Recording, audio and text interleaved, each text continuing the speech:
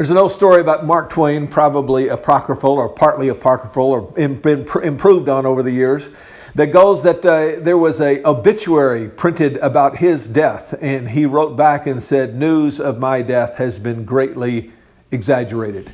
And I feel much the same way about Sunday school, that news of Sunday school's death has been greatly exaggerated.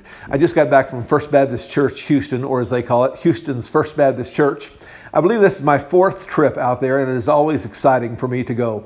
Among other things, I pastor a small church in the country, and at First Baptist Church Houston, they have more people on staff than I have attending my church. They have more professional staff attending on staff at that church than I have people attending my church, and it's always an exciting thing for me, a little country boy, to go to the city and just see what God is doing in an amazing way. During the time I've been going there, they have increased in attendance from a little over 3,000 to about 5,500, 75 or so percent growth. And God is doing a great work through Sunday school. They call it other things, but it's pretty much old-fashioned Sunday school. Sunday school the way Harry Pyland taught them to do it. Sunday school the way Ben Pritchard is teaching them to do it today. And they're doing a great job. And I'd like to show you a little video. I asked my host if he had some testimonies of people who are doing Sunday school well. And he said, "Do I ever?" And he lined up a bunch of them, and I brought my phone and I just captured some videos that they shared during my testimony, and I thought you would find these inspirational as well. For young adult singles, and I went to the porch for the first time about a year ago, and I walked in the building and I didn't know anyone there, and I was really fortunate. It was a good evening of worship and a message. I was fortunate that afterwards, when I was standing alone out there in the lobby, that someone came and reached out to me. That person was actually Ramus, right here. And he reached out to me. He just struck up a conversation. We had lunch later that week. And I know it was a genuine outreach on his part, because now we're really good friends. And I'm very fortunate also because as I kept going to the porch with him, he taught me how to reach out to other people. So one of the times we were at the porch, and I was just listening to the message, and Ramus taps me on the leg and he says, "Hey, check your phone." It's like, "Oh, okay." So I look at my phone and it says, "Hey, you see that guy over there? I think he's a visitor. Would you mind going over and greeting him afterwards?" And I texted him back. I was like, "Yeah, I can do that." And I had never done anything like that before, but I felt called to do it. And I was thinking, well, it can't be that hard. Ramus did it to me. It seemed pretty easy. So I was like, yeah, I can do that. And then I looked back down at my phone, and he had texted again. He said, "Just to give you a heads up, visitors tend to leave quickly." And he wasn't kidding. As soon as the closing song was over, prayer, I started moving, and the guy I was going to talk to, he was moving. And so I went up to him, shook his hand, and I had this. I had been forming this idea in my mind of how this was going to go. I was like, oh, just like Ramus, he came over and talked. We small talked. We exchanged numbers, got lunch. So I thought that's how it was going to go. And so I started talking to him, and he's walking like out to the lobby. I was like, oh, well, we can talk and walk at the same time. We'll keep talking. And I figured like eventually he'll stop and we'll talk some more. He actually started walking faster, and now he's going for the door, and I don't really have a plan, but I'm still trying to talk to him like, hey, have you been to the porch before? Are you in a life Bible study? And I'm just trying to gain some traction here, and it's not going well. We're out the front door, we're crossing the crosswalk, we're making our way to the parking lot, and I'm like, okay, I'm striking out here. And I didn't realize this whole time, one of our other friends, he had been following us out the door. I guess he didn't realize what I was doing, and I actually found out later he recognized the guy I was talking to from high school. And so we're in the parking lot at this point, and he did stop, probably was about to tell me to stop following him. But Brian caught up with us, and he was like, "Hey, did you go to this high school?" And the guy was like, "Yeah, I did." And they started talking, and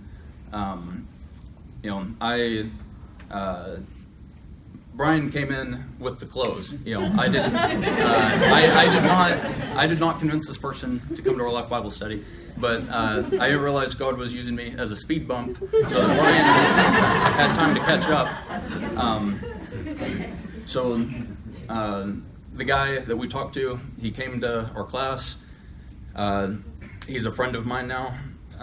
He's a key member of our Life Bible study, and actually this past weekend, he hosted a men's retreat for 16 guys in our class. And I think all of this to say is, it was no skill on my part, just a willingness, and someone taught me how to do it.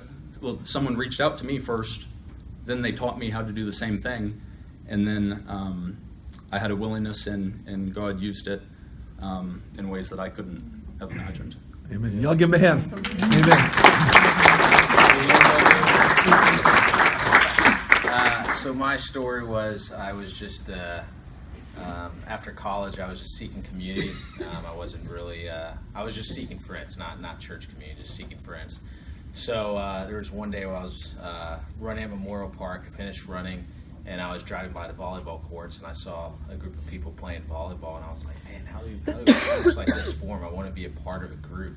Just don't really know anyone in Houston. So I stopped the car, pulled it aside, and I asked the group, or actually one individual. I didn't ask the whole entire group.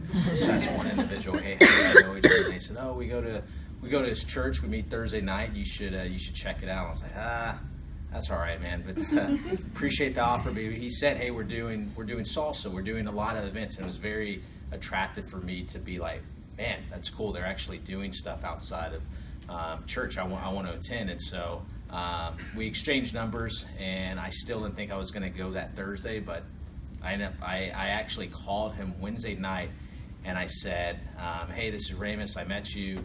At Memorial Park, and one thing that I remember him saying was, I was actually going to reach out and call you later on. And even though I don't know if that was true or not, but I think it was, but just the fact that he said, hey, I was going to follow up meant a lot to me, where he was going to be there. There was someone I was going to know. So I came in Thursday, not for the message, I just came in to meet people. And so for me, how it was greeted was huge. People were really friendly, and that kept me going. I was like, man, this is great. I want to see why these people are going, and so I kept exploring. And so I'm trying to shorten just how I got at least plugged in or just started going. It took many months before I actually became a Christian. It wasn't like a 1 month thing, but I just kept exploring. But I think the Lord's put that on my heart to say, you don't know why people are coming to church, and it could be one chance. And so for me, it was just one shot. I was giving it one shot, and I look at visitors and just say, man, is that their one chance that they're saying, this is one Sunday I'm going to try out, or this is the one night I'm going to try out. I hope someone greets me, because you don't know, if they're going to come back or not. One of the big things I think that when I talked to Bo was when a text came, there was another new guy that was with us. So we were actually already reaching out to another new guy, and I gave him a decision. I was like, okay, you can either reach out to this guy, or you could go talk to the new guy. And I think one of the biggest things was Bo didn't think about it. And I think a lot of times when you think about stuff and you're like, should I do that? Is it going to be awkward? You're probably going to talk yourself out of it. And so there's been many encounters where I just was like, Lord, I'm going to trust you. I'm not really going to reason about it. I'm just going to go and try to talk to that person as awkward as it's going to be. And like you said, statistically, it's going to be, the percentage is going to be really low, but the more you put yourself out there, the more chance that someone will actually say, hey, I'm interested. So there's, I'm sure many stories we have of awkward conversations. And once you get over that, I think the Lord's going to use you. And it's awesome just to, that, the Lord puts people in that situation for you to reach out. And like you said, it's more relationships. So maybe you're not sharing the gospel, maybe you're inviting them to something you have and getting to know them and saying, hey, I really care about you. You're not a number. you're actually a person. I think sometimes it's easy to be like, hey, you're a project, I'm going to invite you, but I really just come to church and I'm done with you. Now it's relationally, like, take them out to lunch, get to know them. And so I think the biggest thing is just being obedient. I think that's a lot of both our stories, is just being obedient. Hey, Lord called me to this person, I don't know why, or just He's put this on my heart, I'm going to be obedient. I don't know why, but I'm just going to trust the Lord. So I think that's similar to both our stories. Amen. So, Give him a hand.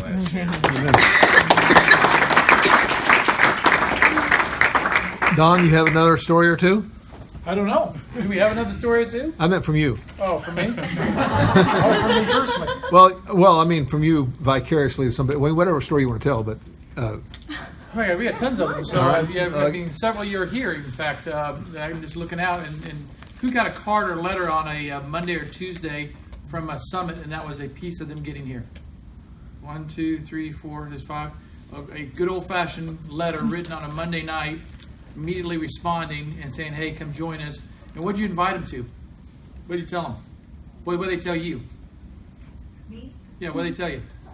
Actually, Laura wrote my card. Laura, sitting next to you. That's right, yeah. And we went to high school together, so she said, I think, we went to high school together. I found her on Facebook. I messaged her and said, yeah, this is my first week here. And I said, I have no friends in Houston. And she welcomed me into her friend group, invited me the next Sunday to a Sunday fun day. And now we're roommates. And now we go to church every night. What's your story, Clint? It's much like Ramos's, in the sense that I was at Metro Live, which is a precursor to the Porch from many years ago, and just came looking for community, got connected with Jeff Spencer, and became really good friends, and just grew from that. Got really plugged in. So another hand right over here. I don't remember who was. Just raise your hand if they were invited by a card on Monday night. Somebody over here. Okay. Again, it's all it does is it's just being normal and get to know who those people are. And God has made you normal. And so be yourself and love people. Let's know them, get to know their story, find out. Be awkward at first, just be normal. Just ask the invite, be the next step. Then there's a step down the road somewhere that you have the God story. And so if you just care enough about them, the Levi story, and just care enough about them, the God story is a natural precursor behind it. Be ready for the God story. Let's not just invite people to the party. Let's have then the God story behind it. It's like the Willow Creek people did. Then behind that, then, you have a way to connect them. So as you hear their story, you hear where they are with God, then there's just a connector. So it's that simple every time, and just do it over and over and over.